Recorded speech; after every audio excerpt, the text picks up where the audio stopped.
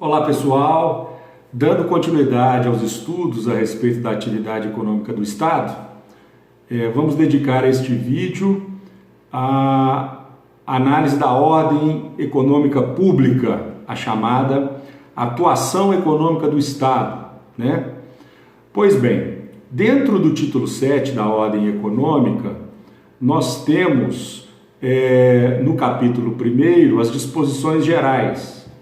E dentro deste, que estão no artigo 170, e dentro deste capítulo 1, o artigo 175, ele cuida da chamada atuação econômica do poder público, né? Ou seja, o artigo 175 da Constituição estabelece a competência do Estado para a prestação de serviços públicos, seja de forma direta ou indiretamente, mediante a contratação de particulares, sempre através de prévia licitação, firmando contratos de concessão e de permissão com estas entidades privadas.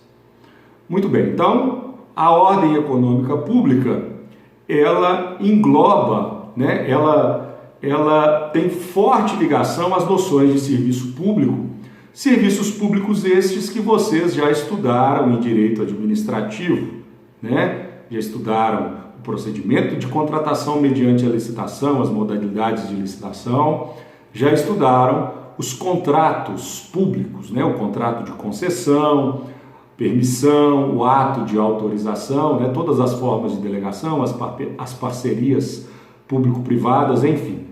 Mas lá no direito administrativo havia uma perspectiva dessa relação entre Estado e contratado, né? Estado contratante e agente privado contratado. Aqui a nossa perspectiva é enquanto a atuação econômica desses agentes, né? Ou a prestação do serviço público por parte do Estado ou dos seus contratados.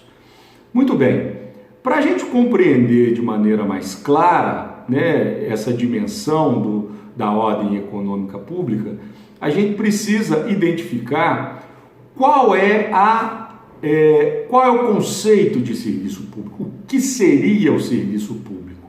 E aí a gente vai pedir, né, vamos ter amparo novamente na boa doutrina do professor Eros Roberto Grau, que é uma das maiores autoridades no estudo científico desta atuação, né? As suas classificações são seguidas pela boa doutrina no Brasil.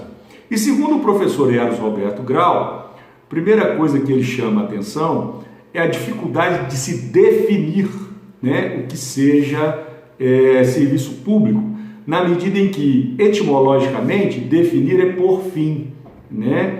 E, na realidade, a noção de serviço público, e aí eu chamo a atenção a utilização por parte do professor Eros Grau desse termo, noção de serviço público, e não definição e nem conceito. Por quê? Porque isso dependerá de alguns fatores, né? Sobretudo do fator necessidade, né? E a necessidade é um fator preponderante na identificação da noção de serviço público, né? A gente sabe em economia, né, o que é economia? Gestão de recursos escassos para o atendimento de necessidades sociais ou necessidades do mercado, como quiserem, né, que são infinitas, né? Então, analisar esta gestão é fundamental para o aprofundamento dos estudos dessa gestão, que faz parte do domínio da ciência econômica. Em termos de atividade econômica do Estado, estas necessidades, elas se confundem com as necessidades sociais, né? As necessidades da sociedade, as necessidades coletivas, sobretudo aquelas necessidades que, em regra, não há o interesse do mercado, da livre iniciativa, para exploração enquanto atividade econômica. né? Nós estamos num momento propício, inclusive. Esta videoaula só existe pelo fato de uma medida governamental de recolhimento da sociedade para a criação de uma barreira sanitária, para que se evite o contato interpessoal e a disseminação, melhor dizendo, acelerada, né, de contágio do vírus, né, do Covid-19. Pois bem, esta atuação ela tem tudo a ver com a gestão de interesses sociais, né? Ninguém está tomando essa medida. É lógico que todo mundo está preocupado com a sua saúde individualmente, mas a medida ela ganha força na medida em que há uma preocupação com todos os envolvidos, né? Com todas as pessoas que estão dentro do nosso território. E o interessante é que aqui nós não temos, nós podemos afirmar que o vírus ele é bem democrático, né? Porque ele não escolhe profissão, etnia, gênero, classe social, né? Ele vai afetar a todos nós integrantes da sociedade. Então aqui nós temos um típico exemplo de atuação do Estado no domínio econômico, né? Uma intervenção de saúde pública, né? Intervenção aqui não enquanto ato econômico, mas intervenção enquanto atitude por parte do Estado. Então, o primeiro requisito que a gente já pode antecipar, que caracteriza essa noção de serviço público, é o relevante interesse social envolvido. Mas, além desse, temos mais dois, né? O segundo seria a previsão constitucional, né? E o direito à saúde e o dever do Estado na prestação do serviço de saúde está expressamente previsto na Constituição, pegando mais uma vez o exemplo desta intervenção que nós estamos passando por ela.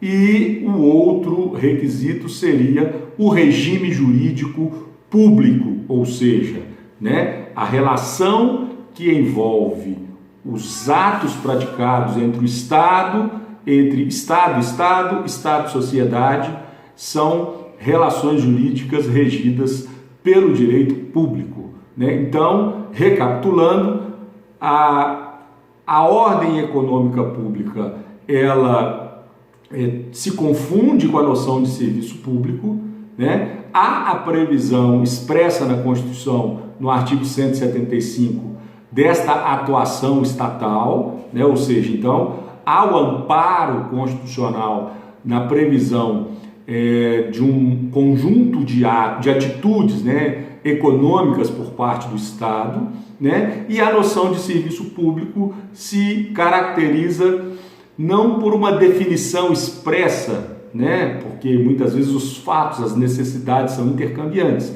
mas por um conjugado de fatores, né? São 3 fatores que caracterizariam essa noção de serviço público, que são a previsão constitucional, o regime jurídico público, de direito público, e a necessidade, o relevante interesse social, a necessidade social envolvida. Ok? Então, curtam aí o nosso canal, se inscrevam no canal, conforme eu já havia pedido, né, sugerido, deixem um like no vídeo se gostaram. Espero encontrá-los em breve numa videoconferência para a gente poder debater as dúvidas e as questões interessantes sobre este assunto. Até lá!